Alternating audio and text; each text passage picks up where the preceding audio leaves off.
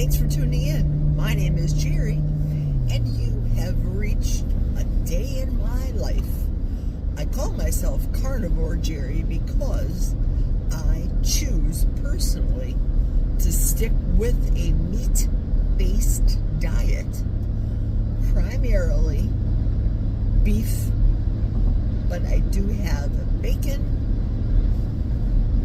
I do have buffalo, I'll have chicken, eggs, butter, and yes, even today, I made myself some 15-year-old cheddar. I cut it up into small cubes and microwaved it. So, those of you that are out there saying, Jerry, you completely annihilated your protein source, you would be right. I feel like having chips, something crunchy, with my lunch. So for lunch today, along the crunchy lines, I made myself a 12-ounce packet of gas station bacon. I call it Quick Trip bacon. 2 for $6 bacon. 2 12-ounce packages of bacon are cheaper at Quick Trip than 1 dozen eggs. Go figure. It is what it is, at least for right now. And I want to discuss my non-scale victory of the day. Since my back surgery, obviously, my body has changed considerably. And people would say, for example, Jerry, if you're eating a primarily beef meat-based diet, why are you having so many problems with your back, your joints? And last year they discovered, before Christmas, that I'm having hip issues. A lot of it really, I kind of sort of brought on to myself. Not kind of, not sort of, I did. I did bring on myself because of so many years of eating the sad diet, standard American diet, that not watching what I'm putting into my mouth, the calories that I'm consuming, just eating because I'm eating, just because I'm passing a bowl of Cheetos or chips at a party, doesn't necessarily make me want to eat them. I'm just doing it mindlessly. And now, with ease, I can go to any party. I can have a party. I can buy the avocado oil chips because I personally know that the seed oil chips that are out there, even though they're cheap, I don't want to put those cheap things into my body. My guest's body, for example. Why would I do that? Now, because I'm a wife, my husband doesn't subscribe to the all beef diet, all meat diet like I do. That doesn't make him a bad person. It's just that he chooses to do what he wants to do. I love him, nevertheless. I have been with my husband for nearly 30 years now in the dating process, and this year will be 26 years of being married. Yeah. So I can't make him eat the meat, but you guys know how deceptive I can be. So this weekend I plan on doing some more deceptive carnivore wifery cooking for him. The problem right now, and this is a problem for Jack, is he had major mouth surgery. Subsequently, teeth had to be pulled because he was doing the SAD diet. He was a truck driver. Truck drivers get up, go. We all know the routine of a truck driver. And stopping to brush your teeth was not something that my husband used to do. Get in, move that load from New York to LA. Get in and go. And it caused damage to his mouth, to his teeth. So right now he's dealing with the dentures aspect. He received his temporary dentures, and he has to get used to that right now. But as Jack always puts it, you did it to yourself about whatever in life. You have a problem with drinking, for example, and you're waking up with a serious hangover or vomiting. You did it to yourself. You have a problem with the partner that you picked because you chose him or her years ago, and now he or she or them is not the same person that you married or met years ago. Jack says, you did it to yourself. My non-scale victory is very simple. I bought a heck of a deal. Spanx, TMI, but it is my life. I bought Spanx underwear, size large, about 5 years ago. When I was a 3X going down into a 2X, and I swore I would fit into those. Today, I'm wearing large Spanx underwear, just large underwear, period, in general. I found in my underwear drawer, brand new, tags were never removed from 2XL sizes. And I'm thinking, I can't believe it. I don't think I would have ever thought I would have gotten into these pair of underwear. Nevertheless, I did. And it feels good. And it wasn't a struggle. They went on with ease. But I did the hard work. I did all the things. I don't want to ever go back. I tell all of you guys, I lost 163 pounds twice. The first time, and then when I got up again in weight. And the second time I had to lose it, I'm not doing that anymore. So I personally choose to want to only eat things that are going to benefit my body and things that my body is going to use. For example, last year, and again, I'm telling you stories based on me and what the consequences of what I ate had done to my body. So last year, I felt like a salad. I was hungry for a salad. I had a hankering for a salad, a craving, whatever you want to call it. And again, TMI, that salad that was in the bowl came out looking wilted, but almost as bad as it was in the bowl. That's what it looked like in the bowl, if you know what I mean. My body couldn't use the vegetables. That's me. Now, the beef that I eat, well, they can eat salad.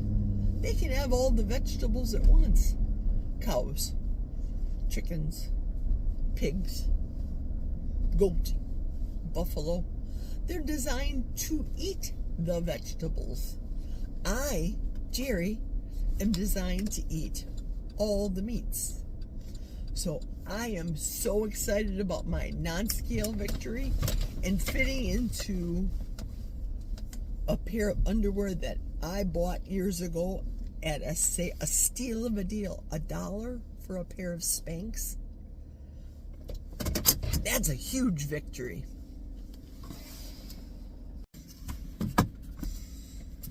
My next topic I want to discuss is yucking someone's yum. I know that when I initially started the diet and I was taking the supplements, the Plexus, the lotions, the potions, the pills, etc., etc., I would say to everybody how wonderful it is. These pills are just wonderful. They're glorious. Look at, they're helping me to lose weight. Yeah, after thousands of dollars of buying the supplements and contributing to my sponsor and letting her go on all the vacations and getting all the prizes while I was only... I didn't realize that my video had dropped.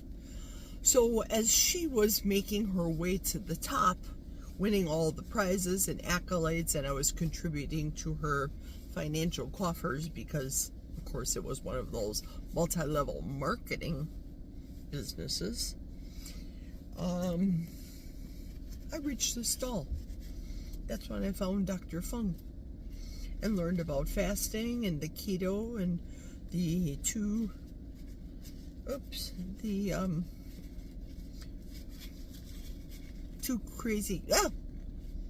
keto dudes. So my evolution to losing weight was very different back then compared to how it is now. And insofar as the old saying is, don't yuck someone's yum, I fell prey to cravings with that salad. And last year, for me, the realization happened. So the old saying is, don't yuck someone's yum. And I realized last year that for me, not for you, if I am going to continue on to my journey to regain my health again, especially after the fact that I had spine work done, I didn't want to go backwards. No, one salad will not make me go backwards, but just that mere thought, that one moment, that hour of the prep and the eating of the salad, my personality is very addicting. I can see myself saying and justifying that one fillet of fish from McDonald's won't bother me. Do you understand where I'm going with this? For me, I use the expression a lot, for me. I'm not yucking your yum. I remember when I was on the keto diet and how wonderful an avocado tasted. But I also knew that that lovely taste, buttery rich taste of the avocado or guacamole that made my tongue fuzzy, that made me swell up the next day, for me, there's a reason. I'm not yucking the yum for you. For me, I'm yucking the avocado just for me. My personality is quite addictive, and thank goodness I have that realization, because I could easily go back to smoking in a heartbeat. I loved the taste of cigarette smoking.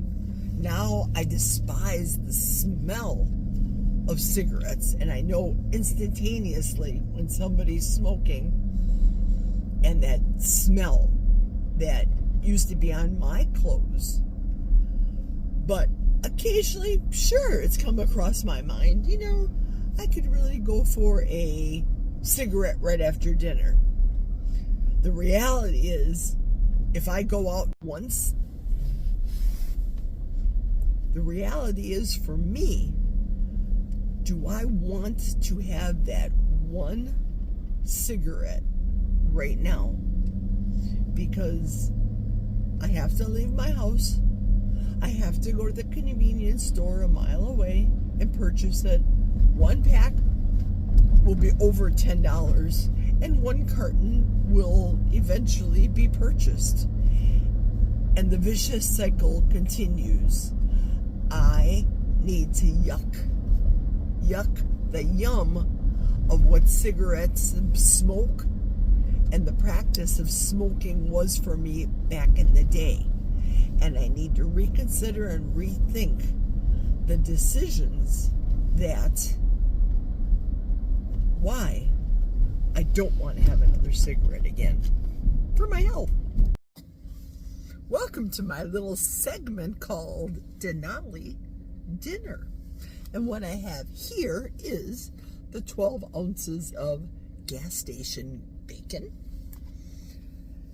the 15-year-old cheddar cheese that I turned into crisps, and I'll be dipping them into 4 tablespoons of sour cream that I mixed with some pepper and a little bit of garlic and just a pinch of Italian seasoning to make kind of sort of a little dip, if you will. So good. I had a craving for chips today, and this will definitely fill the bill. Bon appetit.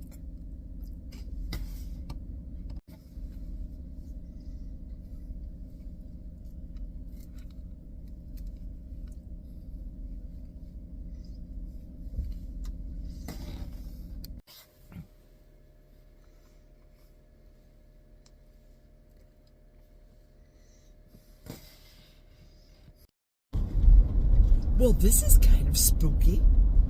I almost hardly ever do in the dark videos.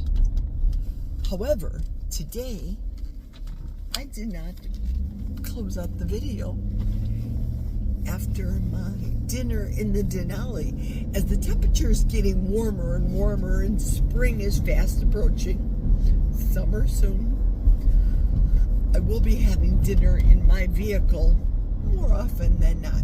Sure beats the lunchroom and the conference room, and it allows me to sneak in a little video and be a little more freer with my speech. After my dinner, I was listening, going into the building to Sarah G's live, and by golly, she picked me, or the random picker picked me as the winner of the raspberry cheesecake keto chow, the big bag. So whoop whoop, hooray! Thank you very much, Sarah. I will be sending you my address via email when I get home, and I'm able to do it in a safe fashion, unlike driving and doing videos in the dark. Have a lovely rest of your evening. Thank you, everybody, for following me along. It was kind of a short day, but sometimes I don't have a lot of things to talk about. And now that my voice is slowly but surely coming back, I thought today's a good day to do a short video. Good night, everybody. Catch you tomorrow. Cheers.